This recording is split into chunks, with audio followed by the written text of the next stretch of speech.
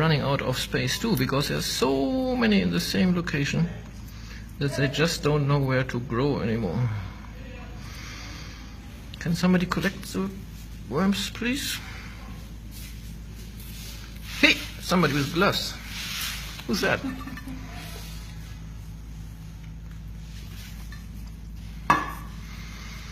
Ah, Isatu.